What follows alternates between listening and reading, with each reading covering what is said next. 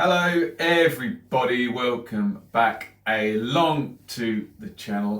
Bit of an update today in relation to the video I did the other day when we first heard about regionalisation possibly of League One and League Two being mentioned in the press just a few days back. A lot of comments and kind of debate on that video. So a bit of a follow up today. Simon Hughes of The Athletic has put out a good article this morning. I would recommend it.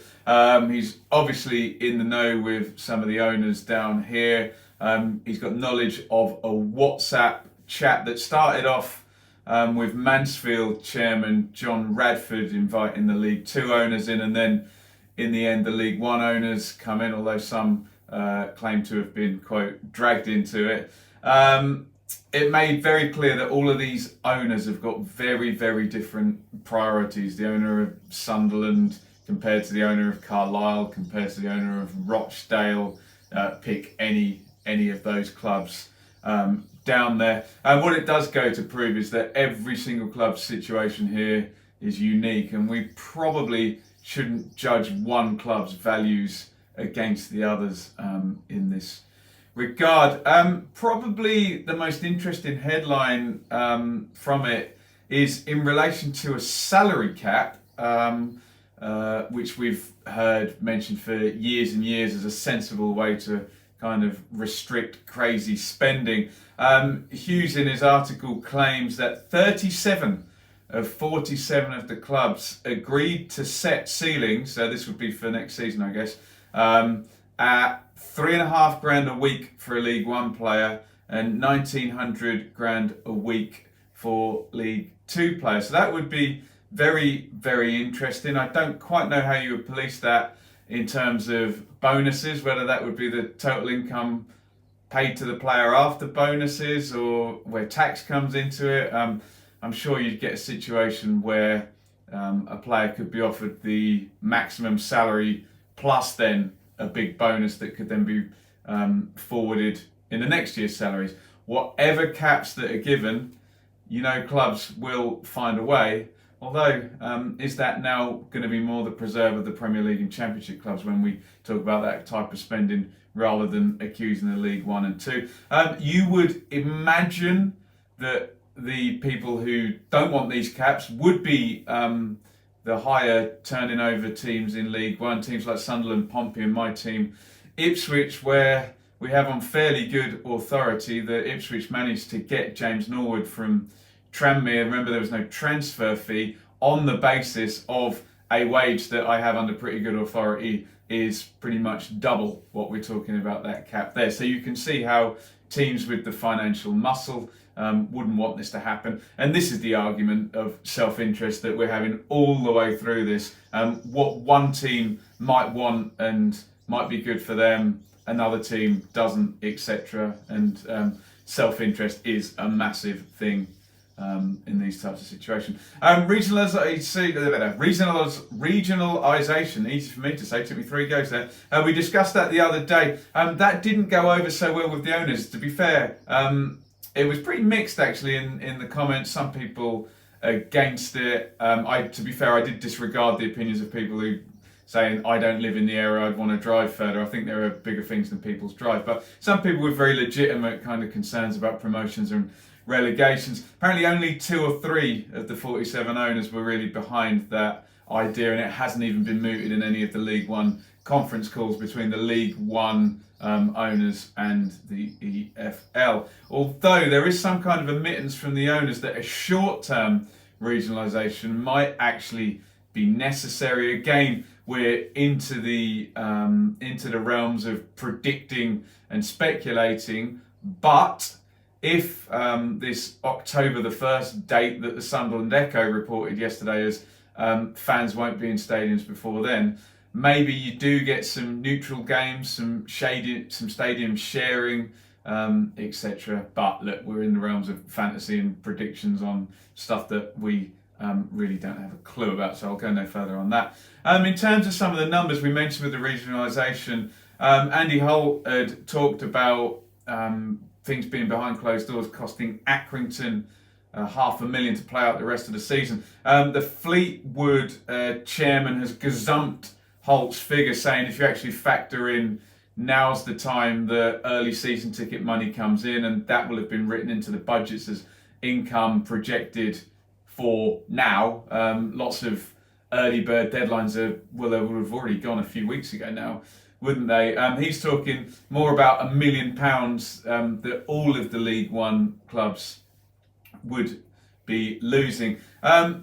One thing that was interesting was the owners seemed pretty unanimous that travel isn't actually that big a issue, estimating travel costs at £20,000 to £30,000 for an entire season. Remember, we're talking about League One and League Two clubs, so maybe not too many flights and long stays over in hotels there, more than necessary, but much more an issue is players' wages, hence the kind of pushing of the salary cap in the conversation rather.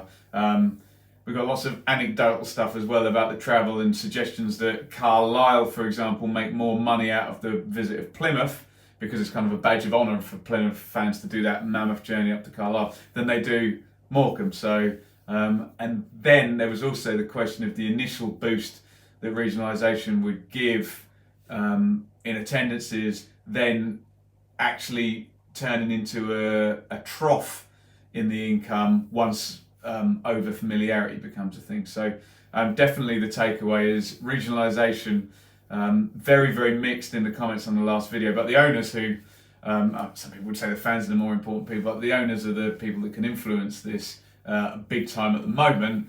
Not interested at all. So look, that's about the size of where we are as of today.